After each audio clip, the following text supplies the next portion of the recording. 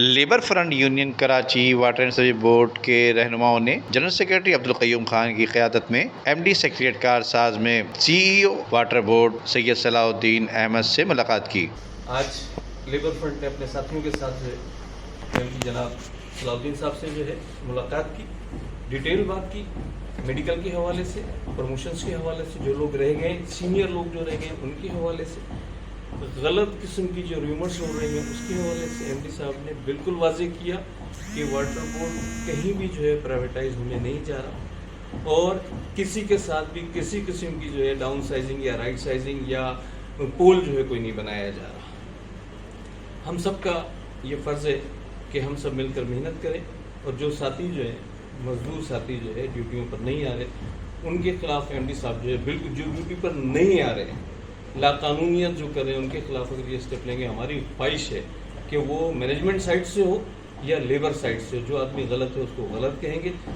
کسی قسم کا اگر جابس کے اوپر معاملہ آئے گا تو واضح کیا ہے کہ پرائیویٹائزیشن یا کوئی اور اس کا تحفظ کی ذمہ داری ہم لیتے ہیں۔ اگر ایم ڈی صاحب کی مینجمنٹ سائٹ سے کوئی ایسی بات ہوئی تو بالکل اس پہ لڑائی ہوگی نا، کھل کر انشاءاللہ لڑیں گے، اس کے اوپر ادارے کو پرائیویٹائز نہیں ہونے دیں گے۔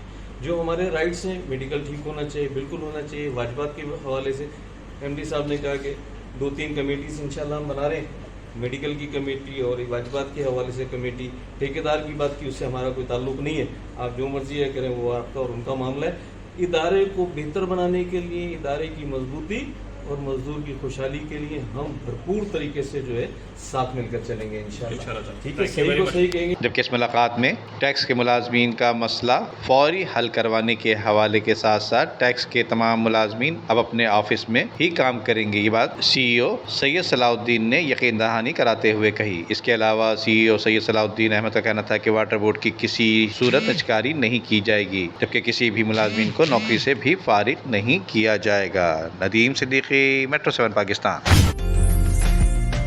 عمدہ میں پکائیں اور جی بھر کے کھائیں۔